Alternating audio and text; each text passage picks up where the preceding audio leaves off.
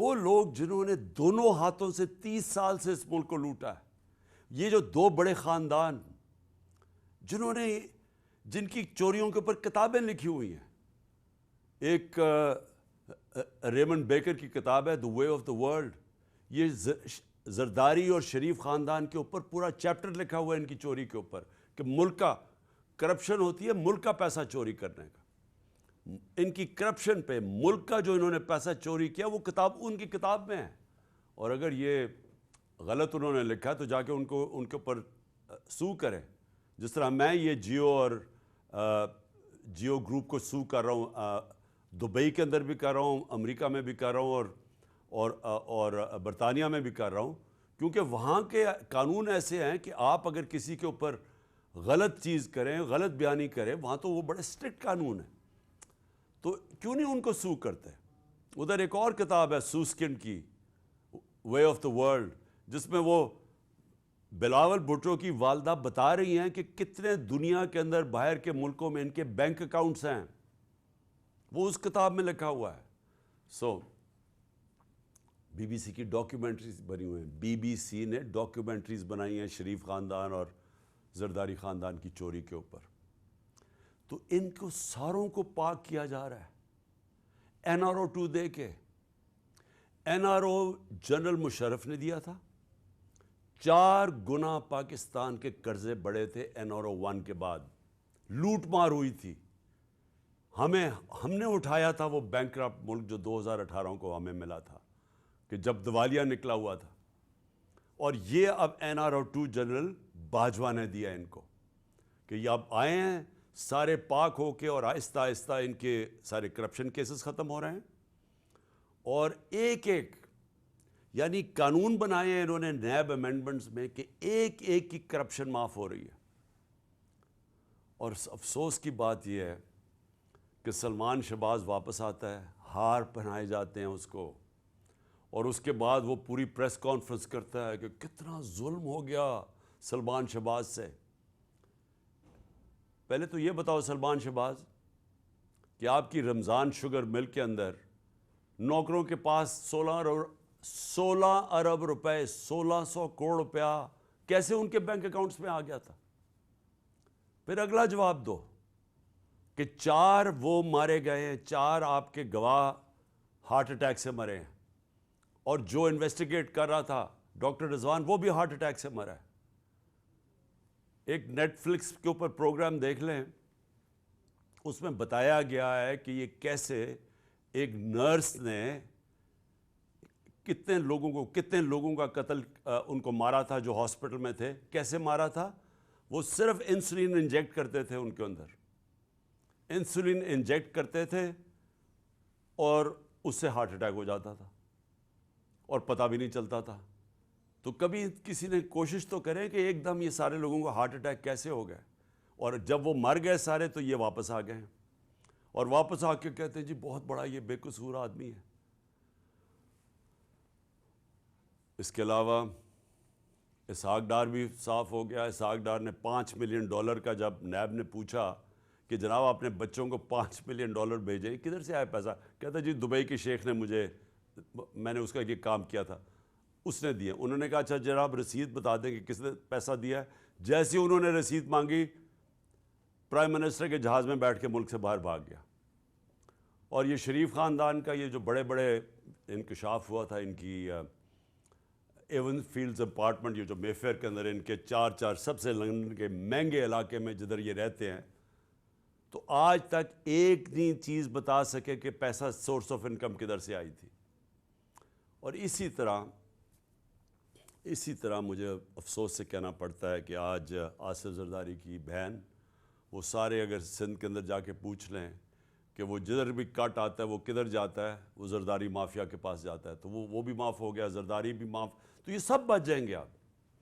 اور میں یہ اپنی قوم کو یہ آج بتانا چاہتا ہوں کہ میں آپ سے نہیں 26 سال سے یہ چیزیں کہہ رہا تھا، 26 سال سے میں کہتا جا رہا تھا کہ کیونکہ پاکستان میں قانون کی حکمرانی نہیں ہے اس لیے کرپشن ہے، کیونکہ قانون کی حکمرانی نہیں ہے اس لیے قبضہ گروپ ہے۔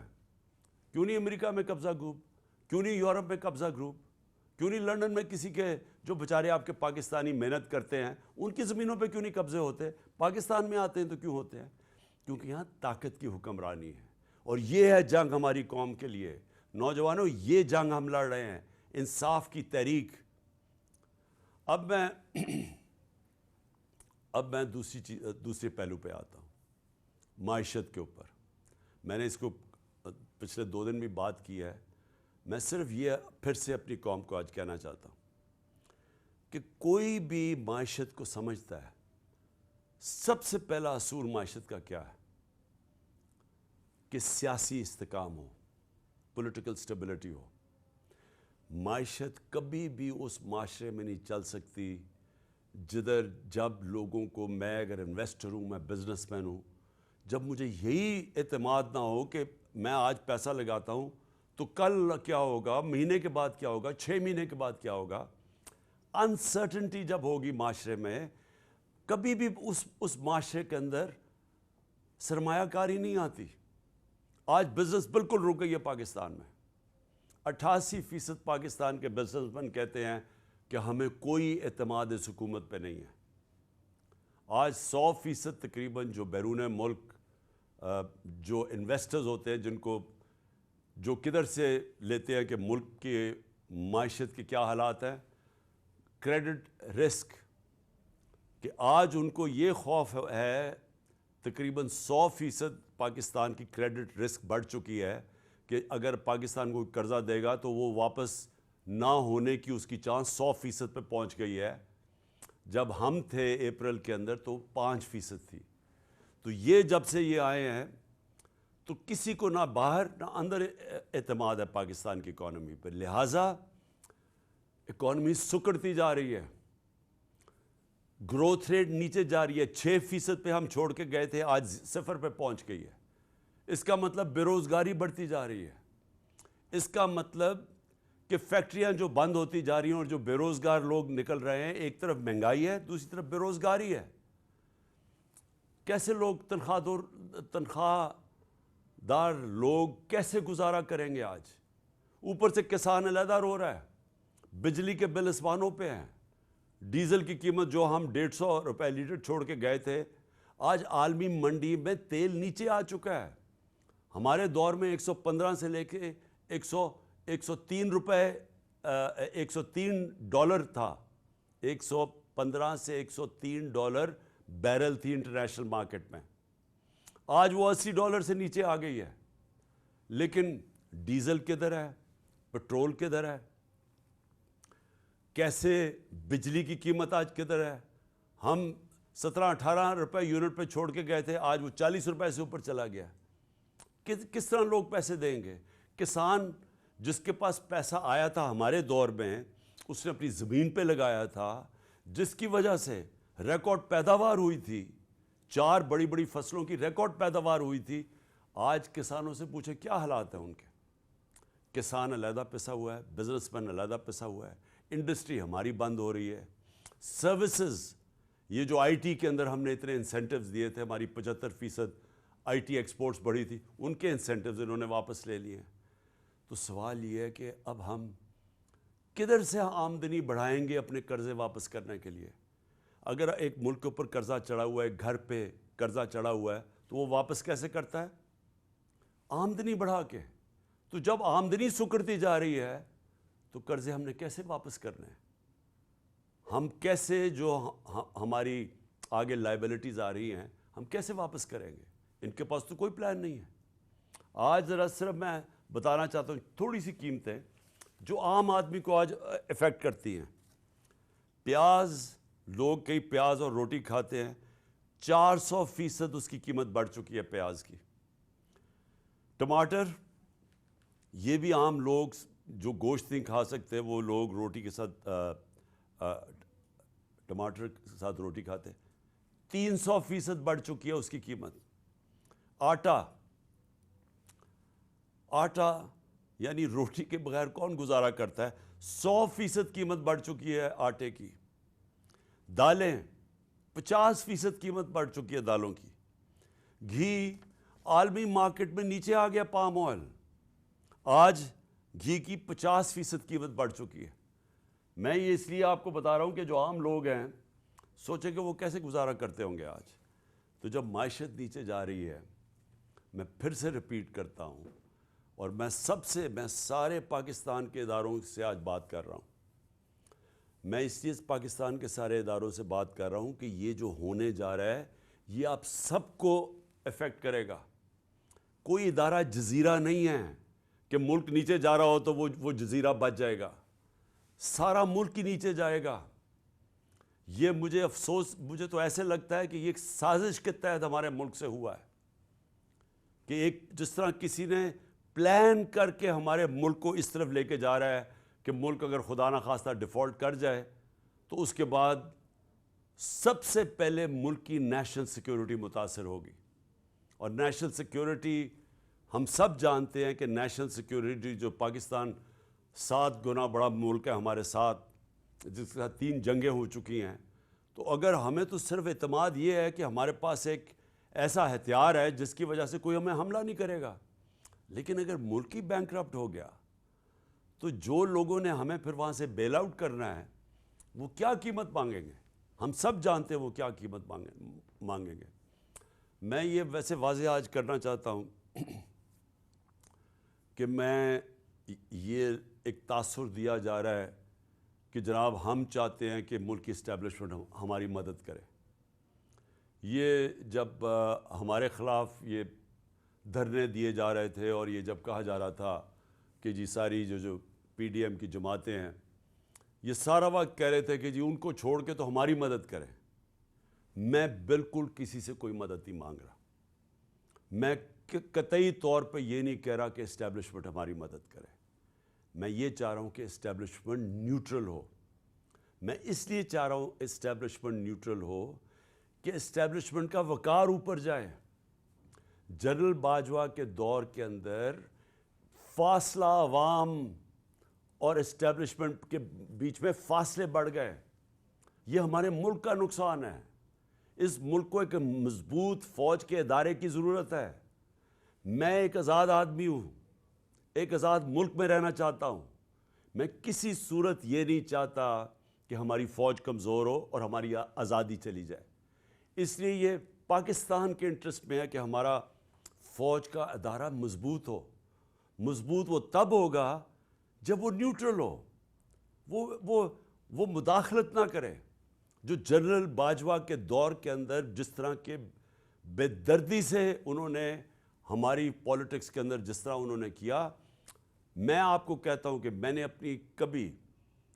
اپنی زندگی میں جس طرح کی کھلی دشمنی ہمارے ساتھ کی گئی ان 7 مہینوں کے اندر میں نے کبھی یہ نہیں دیکھا. جس طرح جو ہماری حمایت کرتا تھا، میڈیا کرتا تھا، اس کے خلاف ایکشن، ہمارے لوگوں کے اوپر دھمکیاں علیحدہ، گمنام نمبر سے ٹیلی فون آ رہے ہیں اور دھمکیاں دیے جا رہے ہیں کہ عمران خان کو علیحدہ چھوڑو. میرے خلاف سٹیٹمنٹس لینے کی کوشش کی، لوگوں کو کہا کہ عمران خان کے خلاف سٹیٹمنٹ دو. یہ جو سارا توشہ خانہ کیس ہے اس کے پیچھے کون تھا؟ کون ان کو پکڑ کے یہ لوگوں سے سٹیٹمنٹس دلوا رہا تھا؟ اور اس کے علاوہ جو ارشد شریف سے ہوا، جو اعظم سواتی سے ہوا اور ہو رہا ہے، جو شہباز گل سے ہوا، جو جمیل فاروقی سے ہوا صرف اس لیے کہ وہ ہمارے حق میں سٹیٹمنٹس دے رہا تھا، جو ٹی وی چینل سے کیا گیا. کبھی میں نے آپ کو بتایا کہ میں نے جنرل مشرف کے مارشل لاء کی میں سخت خلاف تھا اور انہوں نے میں نے جیل گیا ان کے دور میں. میں نے کبھی اس طرح کی سختی، اس طرح کی ہیومن رائٹس کی وائلیشن اس دور میں نہیں دیکھی تھی جو میں نے اس جنرل باجوہ کے اس دور میں دیکھی. اور مجھے افسوس سے کہنا پڑتا ہے کہ جس طرح کی انہوں نے ہمارے ساتھ سختیاں کیں، ایک وہ پارٹی جو کہ پاکستان کی فیڈرل پارٹی ہے، سب سے بڑی پارٹی ہے پاکستان کی اس وقت، میں یہ آگوں کہ پاکستان کی تاریخ میں سب سے بڑی فیڈرل پارٹی ہے. ذوالفقار علی بھٹو کی پیپلز پارٹی بھی اس طرح سارے پاکستان میں نہیں تھی جو آج تحریک انصاف ہے. ایک نیشنل لیول کی پارٹی ہے. ہمیں کمزور کرنے کی کوشش کی. اور تو چھوڑے جو کہ جس طرح انہوں نے اعظم سواتی سے کیا ہے، مجھے تو حیرت ہوتی ہے کہ کیسے کسی ایک سینیٹر، ایک وہ شہری جو باہر کمائی کر کے پاکستان اپنا پیسہ لے کے آتا ہے، کیسے اسے صرف ایک ٹویٹ کے اوپر، کیا ٹویٹ یہ اس نے کی کہ جنرل مشرف نے NRO2 دیا؟ سارا پاکستان جانتا ہے کہ جنرل مشرف نے NRO2، جنرل باجوہ نے NRO2 دیا، مشرف نے NRO1 دیا، سب کو پتہ ہے۔ ہمیں کئی دفعہ انہوں نے کہا جب ہم گورنمنٹ میں تھے کہ جی چھوڑ دیں احتساب کو، چھوڑ دیں، اقتصادیات کے اوپر کانسنٹریٹ کرو، اکانومی پہ کانسنٹریٹ کریں، احتساب کو بھول جائیں۔ ہمیں فیٹف کے اندر انہوں نے ان کی طرف سے آئی ریکویسٹ کہ جناب فیٹف میں ان کو NRO2 دے دو، یہ اپوزیشن کو۔ تو ہمیں تو پتہ ہے کہ NRO2 کس نے دیا ہے۔ تو اگر اعظم سواتی نے یہ ایک ٹویٹ کر ہی دی، یہ اس کی اتنی بڑی سزا تھی کہ اس کو پہلے پوتوں اور پوتیوں کے سامنے گھر میں 3 بجے گھس کے مارا گیا، پھر اس کو ننگا کر کے ISI نے اس کو مارا علیحدہ، اور اس کے بعد اس کو جو کیسٹ اس کی بیوی اور بیٹی کو دی گئی وہ گندی کیسٹ، اور اس کے بعد اب اس کے اوپر 30 کیس اور کر دیے۔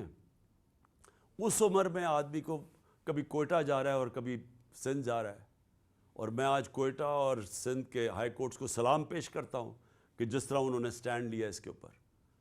لیکن کیا یہ ایک مہذب معاشرے میں، ایک ڈیموکریٹک معاشرے میں ہوتا ہے؟ یہ تو ڈکٹیٹرشپ میں بھی اتنا برے حالات نہیں تھے۔ اور اس کے بعد شہباز گل، اس کے اوپر 8 کیس اور کر دیے۔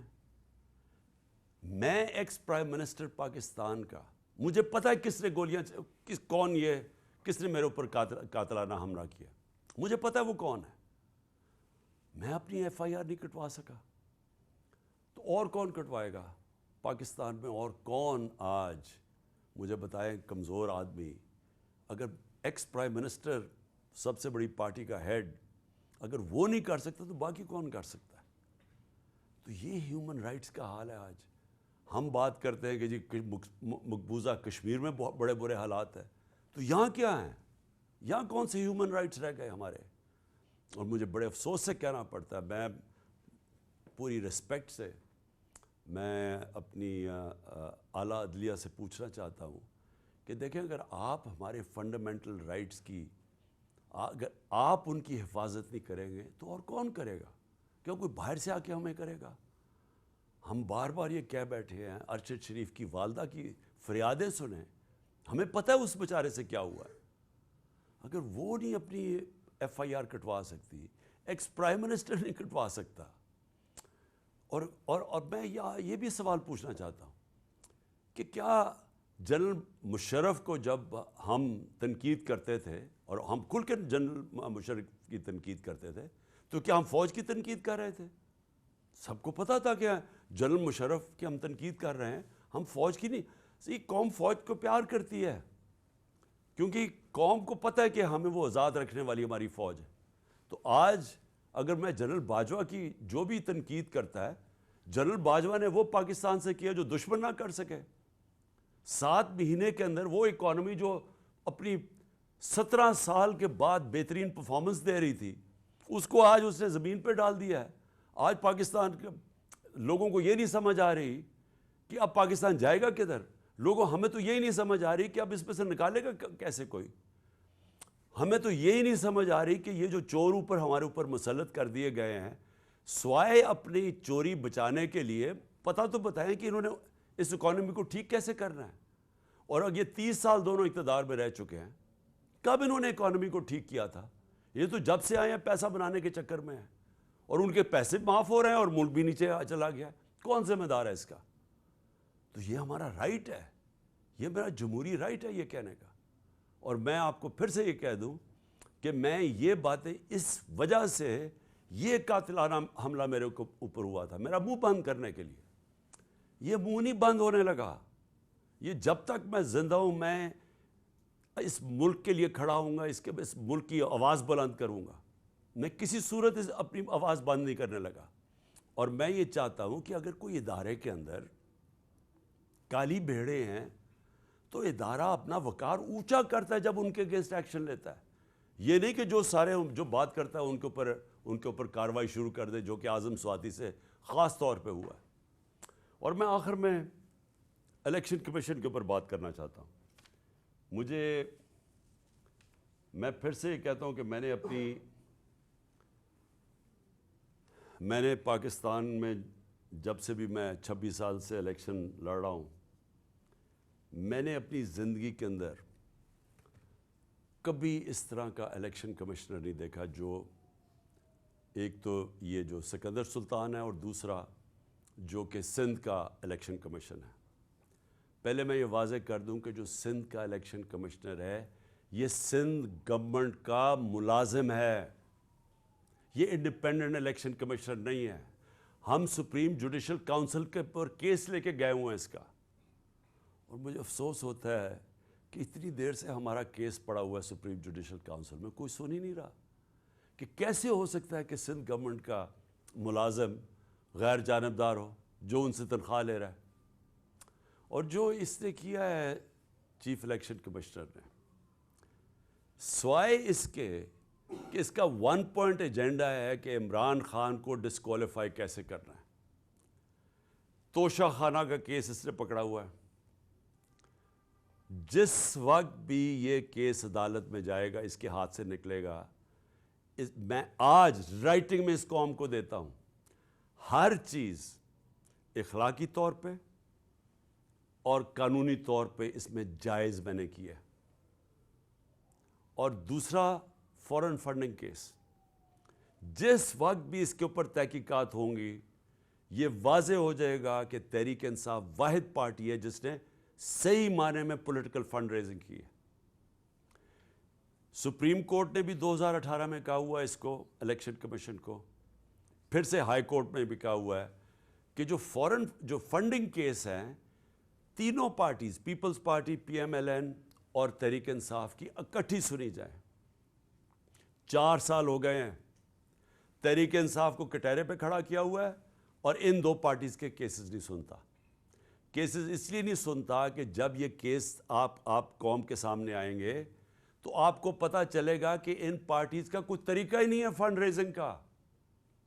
یہ فنڈز کیسے اکٹھے کرتے ہیں، یہ بڑے بڑے نامور، اور میں وہ بزنس مین بھی جانتا ہوں جو بڑے بڑے جن کو یہ پہلے مل کے ان کے ساتھ ان کے بزنس پارٹنر ہی ہوتے ہیں، ان کو پیسہ بنا کے دیتے ہیں، پھر الیکشن آتا ہے تو ان سے بڑے بڑے اربوں روپیہ لے لیتے ہیں۔ یہ ہے ان کی فنڈ ریزنگ۔ وہ پارٹی جس نے 40,000 لوگوں کا وہ ڈیٹا بینک ہے، ڈونر بینک ہے 40,000 لوگوں کا، وہ پارٹی کو انہوں نے کھڑا کیا ہوا ہے، کبھی کچھ کر رہا ہے، کبھی ایف آئی اے سے چیک کر رہا ہے، کبھی کوئی ہمارے ڈونرز کو تنگ کر رہا ہے، اس کے پیچھے پڑا ہوا یہ ہے۔ ان سے نہیں پوچھتا کہ جناب آپ بتائیں آپ کی کیوں نہیں، اور میں نے سنا ہے کہ انشاءاللہ ان کا کیس لگنے لگا ہے، اور ہم انتظار کر رہے ہیں کہ ساری قوم کو پتہ چلے کہ یہ دونوں پارٹیز پیسہ کیسے اکٹھا کرتی ہیں۔ اور پھر توشہ خانہ، میں پھر چیلنج کرتا ہوں کہ جب بھی توشہ خانہ لگے گا، کوئی چیز عمران خان نے اللیگل نہیں کی، کوئی کسی قسم کا، نہ آج تک پہلے قانون توڑا ہے، نہ آج توڑے گا، نہ کبھی آگے بھی توڑے گا۔ لیکن جنہوں نے قانون توڑا ہے، جنہوں نے توشہ خانہ میں ڈاکہ مارا ہے، اس میں ہے نواز شریف اور آصف زرداری۔ کیوں ڈاکہ مارا ہے؟ کیونکہ گاڑی توشہ خانہ سے نکالنا غیر قانونی ہے۔ 3 مہنگی گاڑیاں آصف زرداری نے توشہ خانہ سے نکالی ہیں اور 1 نواز شریف نے نکالی ہے۔ کیوں نہیں الیکشن کمیشن پوچھتا ان سے؟ نواز شریف تو چلے مفرور ہے، ابھی آئے گا ڈرائی کلین ہو جائے گا پھر سے، تو اس سے پوچھے تو صحیح کہ تم نے گاڑی کیوں نہیں نکالی ہے، کیوں نہیں اس کے اوپر آگے کیس چلتا، کیوں نہیں زرداری تو ممبر آف پارلیمنٹ ہے، کیوں نہیں اس کا نیب کا کیس کھولتا کہ 3 گاڑیاں مہنگی گاڑیاں اس نے نکالی ہے توشہ خانہ سے۔ تو سب سے آسان کام ہے، میں جناب کسی کو اپنے دوست کو کہوں کہ مجھے گاڑی پریزنٹ کر دے، وہ مجھے پریزنٹ کرے، میں توشہ خانہ میں ڈال دوں، آدھی قیمت دے کے گاڑی خرید لوں۔ تو اسی لیے اجازت نہیں ہے اس کی۔ تو میں اس سے سوال پوچھتا ہوں کہ ان سے کیوں نہیں پوچھا آج تک؟ اور پھر کیا وجہ ہے کہ جو بھی کیس جاتا ہے ہمارا اس الیکشن کمیشن کے پاس، ہمارے خلاف فیصلہ ہو جاتا ہے؟ 8 دفعہ ہم عدالت میں گئے اور عدالت میں انہوں نے اس کے فیصلے رد کیے. اور اگلا میرا سوال ہے کہ ہم اس کے اگینسٹ عدالت میں گئے ہوئے چیف الیکشن کمیشن کے, ہمارے کیس ہی نہیں سنے جاتے, اور وہ ہر روز ہمارے خلاف نیا کوئی فیصلہ کرتا رہتا ہے. دیکھیں پاکستان کے اندر اگر فری اینڈ فیئر الیکشن نہ کروائے گئے, میں آج آپ ساری قوم کو آگاہ کرنا چاہتا ہوں کہ اگر میں بڑا ہوں اس قوم کا تو میرا کام ہے اپنی قوم کو سمجھانا کہ اگر اس ملک میں فری اینڈ فیئر الیکشن نہ کروائے گئے, یا انتشار ہوگا, آگے ملک کے اندر حالات برے ہیں, آگے یہاں سیاسی استحکام نہیں ہے, آگے اس ملک کے اندر یہ چور جو اوپر بیٹھے ہوئے ہیں یہ پوری کوشش کر رہے ہیں کہ کسی نہ کسی طرح میچ تو ان سے کھیلا نہیں جاتا, کسی نہ کسی طرح ڈسکوالیفائی کریں, کیسز کریں, ایف آئی آر کریں. میرے اوپر 30 ایف آئی آر ہو چکی ہیں اور مجھے کوئی فکر نہیں ہے. میں کوئی ملک سے باہر نہیں بھاگا یہ سارے چوروں کی طرح. یہ سارا شریف خاندان بھی باہر بھاگ جاتا ہے جب کیس ہو. میں یہیں بیٹھا ہوا ہوں اور یہیں لڑا ہوں کیس. میچ تو یہ کھیل نہیں سکتے. انہوں نے اب یہی الیکشن کمیشن کو استعمال کرنا ہے, اور انہوں نے ایف آئی اے کو استعمال کرنا ہے, انہوں نے نیب کو استعمال کرنا ہے کسی نہ کسی طرح ٹیکٹیکل ناک آؤٹ کرنے کے لیے. لیکن اگر اس ملک کے اندر صاف اور شفاف الیکشن نہ ہوئے, میں بڑے عزت سے اپنے اداروں کو, جس میں ہماری عدلیہ بھی ہے, معتبر ہے, اور جس میں پاکستان کی فوج بھی ہے, جن کے پاس جو اس ملک میں ایک پلیئر ہے, میں آپ کو یہ بتانا چاہتا ہوں کہ اگر آپ کو ملک کی فکر ہے تو خدا کے واسطے اس ملک کو صاف اور شفاف الیکشن کی طرف لے کے جائیں. اس کے علاوہ کوئی حل نہیں ہے. جس دل میں ہم گرتے جا رہے ہیں اس میں سے نکلنے کا کوئی اور حل نہیں ہے. کسی معاشی ایکسپرٹس کو پوچھ لیں, کوئی ماہرین جو کہ پولیٹکس کے ایکسپرٹس ہیں, باہر سے کوئی منگوا لیں اگر آپ کو اندر یہاں نہیں ملتے, سارے آپ کو ایک چیز کہیں گے کہ پہلے پولیٹیکل سٹیبلٹی لے کے آئیں, فری اینڈ فیئر الیکشن کروا کے, اس کے بعد ملک آگے چانس ہے اوپر پھر سے کھڑے ہونے کی, نہیں تو یہ نیچے ہی جا رہا ہے. میں نے آخر میں نے اپنی ساری مشاورت کمپلیٹ کر لی ہے. میں انشاءاللہ 17 تاریخ کو ہم ایک ہماری پارٹی کی گیدرنگ ہو رہی ہے بڑی لبرٹی چوک کے اوپر, اور انشاءاللہ لبرٹی چوک میں اپنے خطاب کے اوپر اپنی قوم کو ڈیٹ دوں گا جب ہم 2 اسمبلیز, ہماری جو پختونخوا کی اسمبلی اور ہماری جو پنجاب کی اسمبلی ہے, اس کو ہم ڈیزالو کریں گے, اس میں سے نکل کے ہم الیکشن اناؤنس کروائیں گے. اس کے علاوہ ہمارے جو 123 یا غالباً 125 نیشنل اسمبلی کے ممبرز ہیں جو ہمارے انہوں نے ابھی تک استعفے قبول نہیں کیے, ہم نیشنل اسمبلی کے اندر جا کے اسپیکر کے سامنے کھڑے ہو کے کہیں گے کہ ہمارے استعفے قبول کرو, تاکہ ہم نیشنل اسمبلی سے بھی ریزائن کریں, اور پھر تقریباً 70% پاکستان کے اندر الیکشن ہوگا. قانون آئین یہ کہتا ہے کہ جیسی اسمبلیز ڈیزالو ہوتی ہیں تو اس کے 90 دن کے بعد الیکشن ہوگا. تو یہ سمجھ لیں کہ انشاءاللہ 17 تاریخ کو میں ڈیٹ دوں گا, اور اس کے بعد ہمارے 70% پاکستان الیکشن میں چلا جائے گا, الیکشن موڈ میں. عقل تو یہ کہتی ہے کہ اگر 70% ملک میں الیکشن ہو رہا ہے تو آپ نیشنل اسمبلی سارے ملک کا ہی الیکشن کروا دیں. لیکن بدقسمتی ہماری یہ ہے کہ ہمارے یہاں مجرم جرائم پیشہ لوگ بیٹھے ہوئے ہیں, ان کو کوئی قوم کی فکر نہیں ہے, ان کی دولت ملک سے باہر پڑی ہوئی ہے. روپیہ گرتا ہے تو ان کی دولت میں اضافہ ہو جاتا ہے کہ ان کے پیسے ڈالر میں پڑے ہوئے ہیں. ان کا جینا مرنا پاکستان میں نہیں ہے. جب بھی مشکل وقت آئے گا یہ پھر اپنا بوریا بسترا اٹھا کے باہر چلے جائیں گے, جدھر یہ بڑے آرام سے زندگی گزار رہے ہیں. ان کا صرف مقصد یہ ہے کہ ان کے کرپشن کیسز معاف ہوں, تاکہ ان کی سلیٹ جیسے جنرل مشرف نے صاف کی تھی, اب یہ جناب جنرل باجوہ کی بدولت ان کی سلیٹ صاف ہوگی, اور اس کے بعد پھر سے یہ امید لگا کے بیٹھے ہوئے ہیں کہ راؤنڈ 3 آئے گا ان کا ملک کو لوٹنے کے لیے.